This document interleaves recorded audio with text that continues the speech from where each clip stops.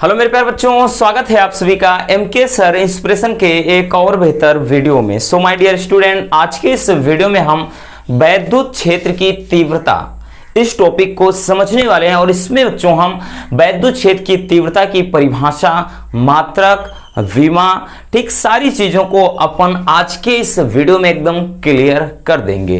तो चलिए यहां से देख लेते हैं कि वैद्युत क्षेत्र की तीव्रता, ये बच्चों आपका कभी कभार देखिए 2 नंबर का भी पूछ लेता है, कभी कभार ये 3 नंबर में भी चला जाता है। क्यों? क्योंकि इसकी परिभाषा, मात्रक, विमा तीनों एक एक नंबर डिवाइड कर देता है।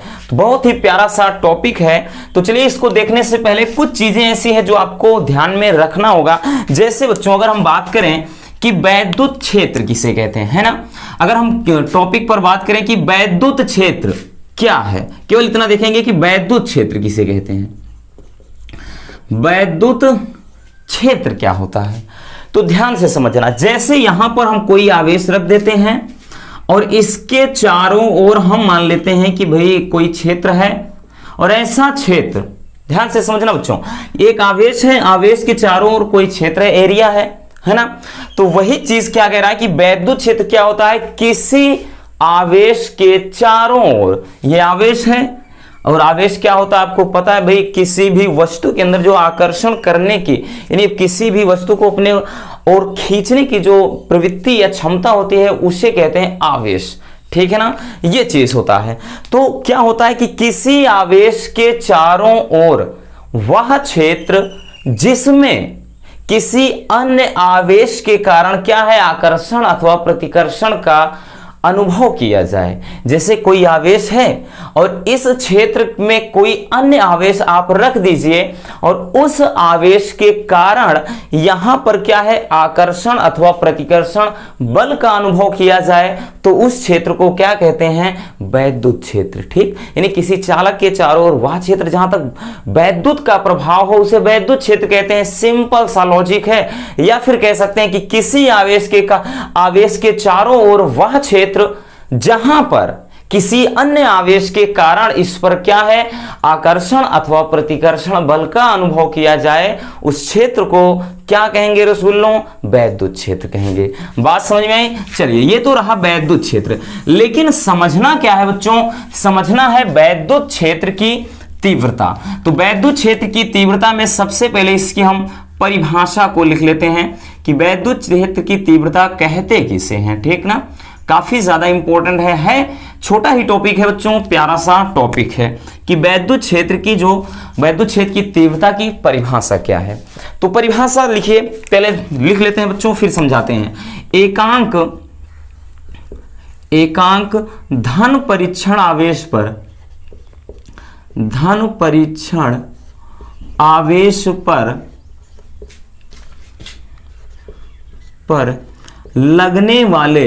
लगने वाले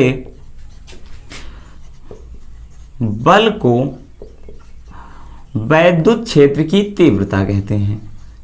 वैद्युत क्षेत्र की तीव्रता कहते हैं। सारे इंपॉर्टेंट टॉपिक लिखेंगे, डोंट वरी, कोई आपका छूटेगा नहीं, इतना ध्यान देना।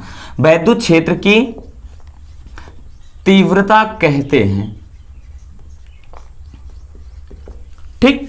मतलब क्या है बच्चों, जैसे ध्यान से देखिएगा, जैसे यहां पर अभी हमने बताया ना, कोई ये आपका वैद्युत क्षेत्र है और इस वैद्युत क्षेत्र में कोई धन परीक्षण आवेश रखा गया। देखिए परीक्षण आवेश क्या होता है, परीक्षण आवेश एक क्या होता है, बहुत ही अल्पतम या फिर सूक्ष्मतम धन आवेश होता है, तो उसे कहा जाता है बच्चों, क्या कहा जाता है, धन परीक्षण आवेश। परीक्षण आवेश एक प्रकार का काल्पनिक आवेश होता है, ना कि वास्तविक। यानी जो खुद क्या करता है, समझ लीजिए अपने पास की वस्तुओं को आकर्षित या प्रतिकर्षित नहीं कर सकता है, बल्कि उसके कारण ये कुछ बल का अनुभव कर सकता है, बस ऐसे आवेश को कहते हैं परीक्षण आवेश।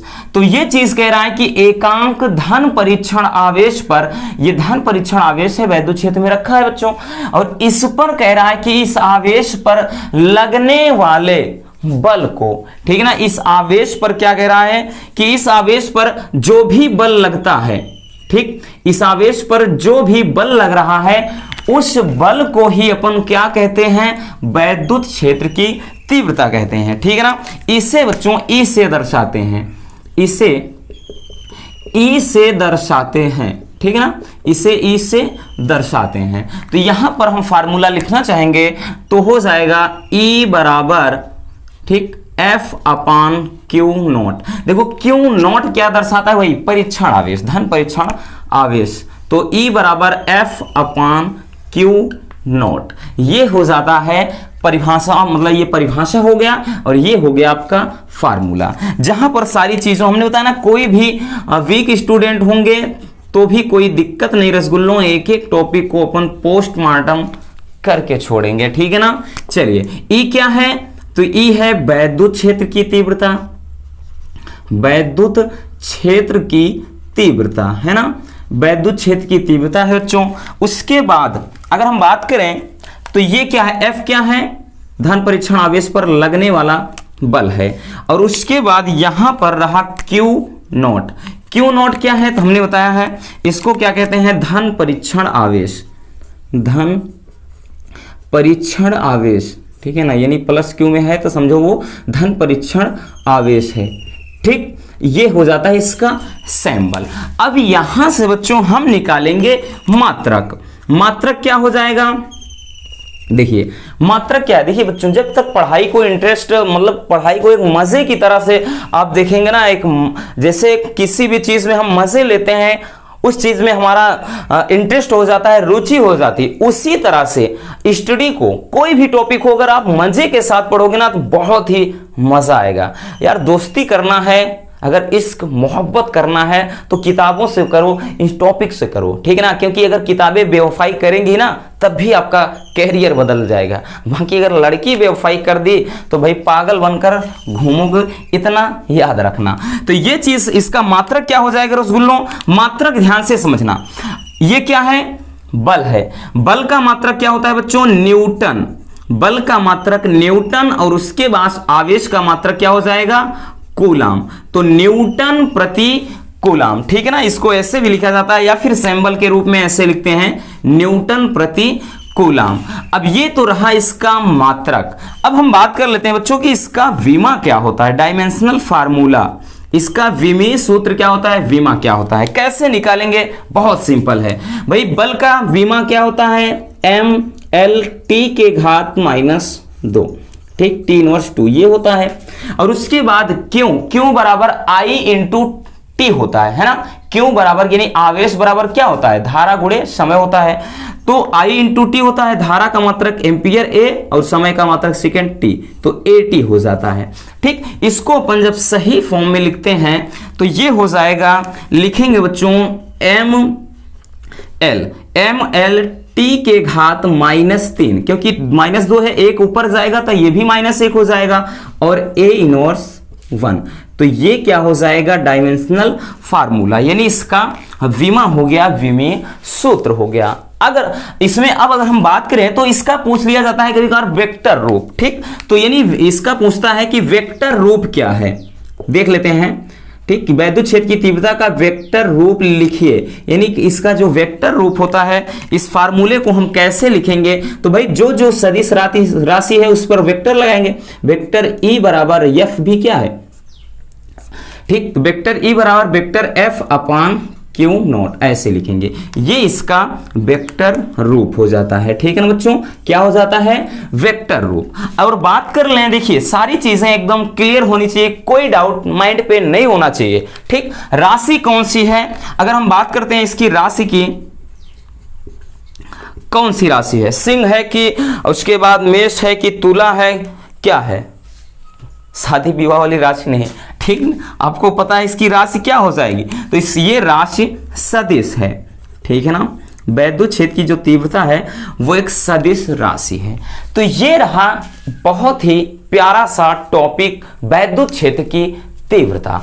फिर से एक बार देख लेते हैं बच्चों एकदम सरसरी निगाह में कि वैद्युत क्षेत्र किसे कहते हैं, किसी चालक के चारों ओर वह क्षेत्र जहां पर वैद्युत का प्रभाव हो या जहां पर एक बल का अनुभव किया जाए, वो क्षेत्र कहलाता है वैद्युत क्षेत्र। जैसे भाई क्या है, कोई आवेश है, उसके चारों ओर उसका दबदबा रहेगा, है ना।